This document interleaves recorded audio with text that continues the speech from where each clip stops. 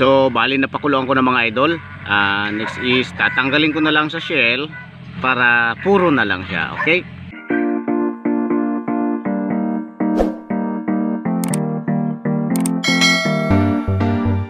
Dahil nangangailangan ako mga idol ng niyog dun sa recipe na aking binabalak, so magbubunot ako ngayon ng niyog. Ito siya.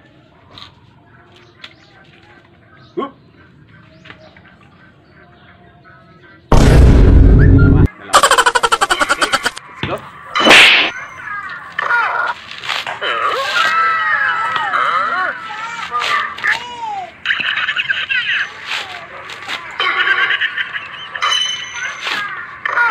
Recipe, pinagtatawanan ako nung aking bunsong anak, ba't daw ninangat-ngat ko yung niyog. So habang di pa ako tapos pagbunot mga idol, magsha-shoutout po na ako sa aking mga kaibigan sa abroad, namely Ma'am Langki OFW, Ma'am Ilongga Kulits, Ma'am Perlin Dalagan, Ma'am Maris TV, Ma'am Carol Salik, Ma'am Tess, and also sa aking kaibigan dyan sa Italy, si Ate Wilma Ciudadano, si Rachel Ciudadano, at ang kanyang anak na si Andres. Mega love shout out sa inyo mga idol. Ganon din sa aking mga kapatid dyan sa Hong Kong, namely Marites, Myra, and dyan sa Dubai, Milani ang aking kapatid na nasa Dubai, and syempre ang aking kapatid na nasa New Zealand, Danilo Dukot. Mega love shout out sa inyong lahat mga idol, sa lahat ng OFW. Mag-iingat tayo mga idol, okay? Ito na yung dalawa. Okay.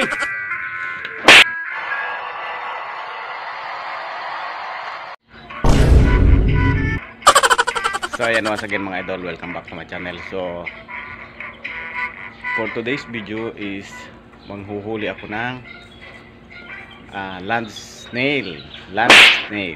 Ayan, and tingnan natin, alamin nyo rin kung anong gagawin ko. So let's go.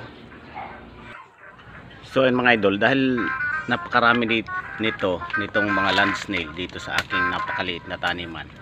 Ayan, makikita nyo, ayan, umakit sa tanim kong saging. Napakarami nila, kahit saan ka. Ayan, oh. And ayan, kita nyo, ayan, oh. Nasa saging siya, pupunta siya doon sa saging. So ayan, ngayon ang ating gagawing yummy mino. Okay, so let's go, mag-iipon ako.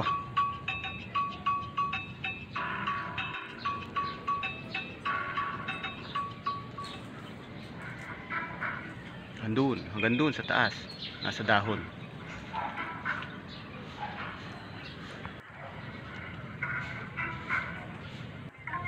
So ayan, kahit dito sa pader ay mga idol, umakyat sila. Yan o. Whoop! Dami nila, di ba? Okay, so tuloy tayo ng hanap. Ang dami talaga, oh.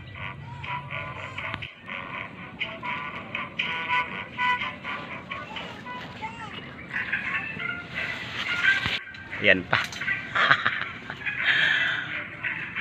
Dami. Uy, ste. So ayan, nakakarami na ako. And kung mapapansin nyo, ayan, umaakyat talaga sila.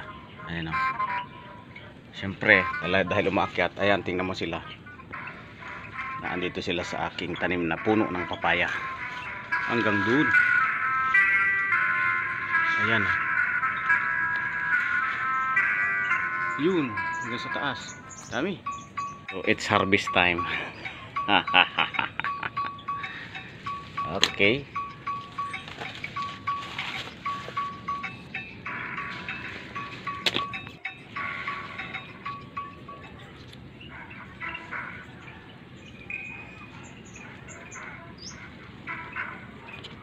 Nalaglag pa.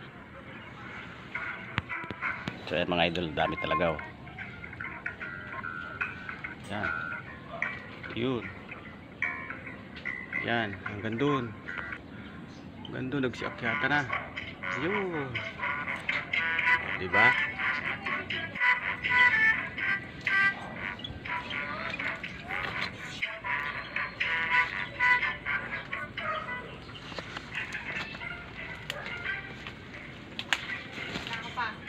Sige, sige.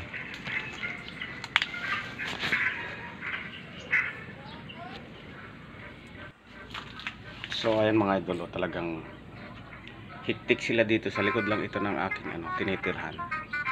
Pakarami nila.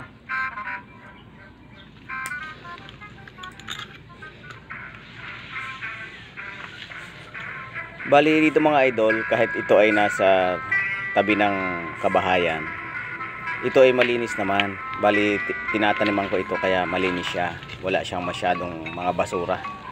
So ang pagkain lang talaga nila yung mga namamatay na dahon ng gabi, dahon ng papaya.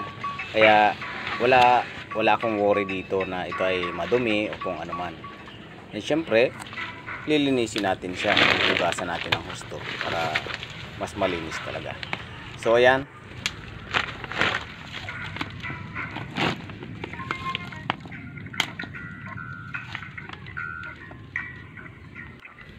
Ayan o. Napakarami nila. Ayan, may maakyat pa. Mga nagsisiakyatan. Oh. Karira sila paakyat. Oh.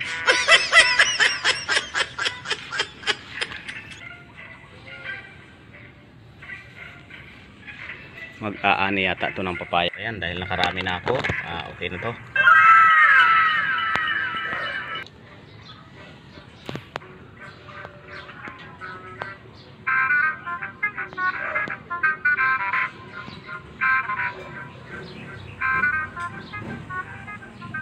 So ito na mga idol, bali ito na yung proseso na gagawin ko. Bali hugasan ko siya, tapos pakukuluan. Nandito kami sa site. Ayan, daming nila oh. So ayan lang, hugasan mo siya, tapos pakukuluan. And syempre tatanggalin mo sa kanyang shell. And then tatanggalin mo yung bituka niya. Ang matitira lang ay yung laman. Okay, so wait for the process. So kaya ko siya ginaganito mga idol para pasukahin. Ayan, kaya ko siya hinuhugasan. At the same time makasuka rin sila dun sa mga kinain nilang dahon. Ayan, hindi naman sila kumakain ng kung ano, dahon ng mga na bubulok na. So wala tayong dyan, wala tayong worry. And syempre hindi lang naman ako ang kumakain nito, maging sa ibang bansa ay napaka literal na kinakain itong snail land. Okay, ang tawag dyan is snail land. Sa ibang party, atol. So ayan, wait lang natin kumulo yung tubig.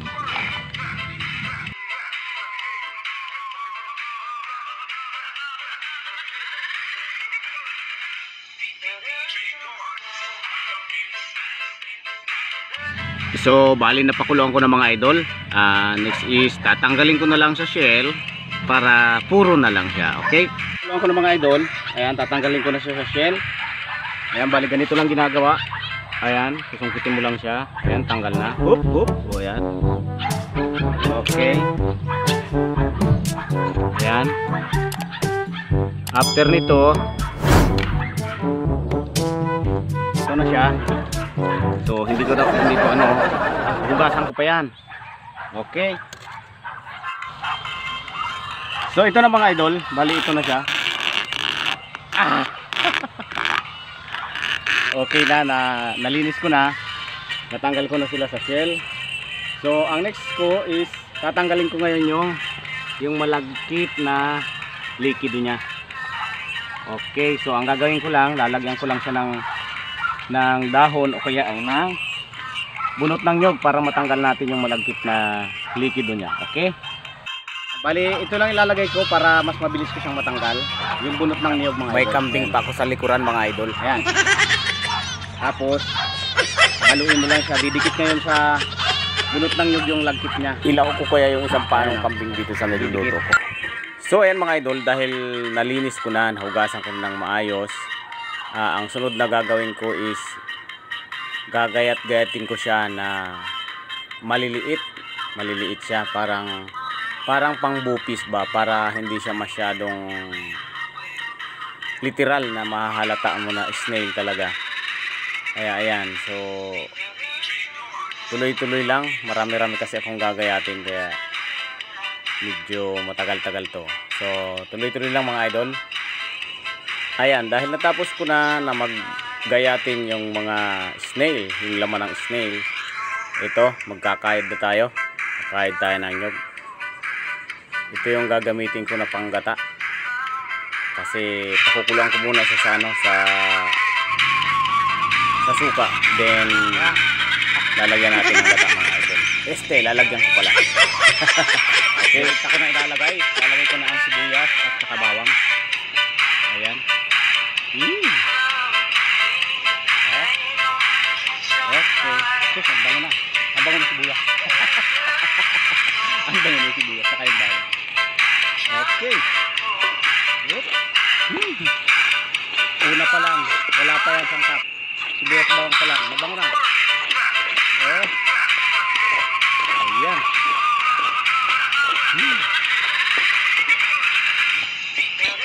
Okay. So ayan mga idol, para sigurado kayo na masarap talaga ang luto nyo, pakuluan nyo muna patuyuan nyo sa suka. Ayan o. Wali, amoy kambing na siya. Ayan, okay. So malapit din tayong gata. Malapit ko ng gataan siya. Sinampalukang suso mga idol. Ayan na. Adobo sa gata na sinampalukan. Okay. Sasahugan pa natin mga idol ng dahon ng ampalayang ligaw. So ito na mga idol ang aking recipe na yummy snail land in English. Suso sa Tagalog, sa Bicol, doon sa amin sa mga Oragon, atol. Iba naman yung buko mga idol. So ayan na, ready to serve na mga idol. Yummy. Adobo sa gata at sinampalukang suso. Okay, let's go. Bali, may bisita ako dito mga idol. Patitikman ko sa kanya yung niluto kong adobo sa gata at sinampalukang suso o land snail. So tingnan natin kung anong reaction niya, kung anong masasabi niya. Okay. So ayan. Whoop. Masarap daw. Pulutan daw. Ayun, may patitikimin pa akong isa mga idol. Bali, isa ito sa kasamahan ko sa trabaho. Isa ito sa masipag kong kasamahan. So di pa rin daw siya nakakatikim ng land snail o suso.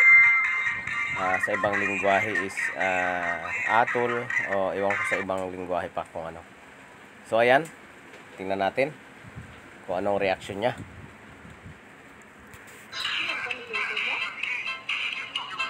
Ayan, so tingnan natin kung anong reaction ng second ano natin.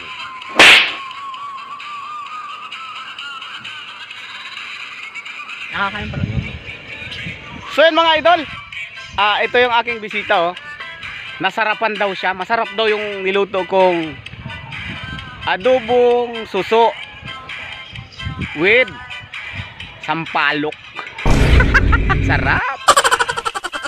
So and once again mga idol, maraming salamat sa inyong panonood. At sana ay mayroon kayong natutunan and nalaman na ganitong mga pagkain pala na hindi lang masyadong napapansin. Okay, once again, this is Idol Dardy. Thank you for watching. Bye-bye.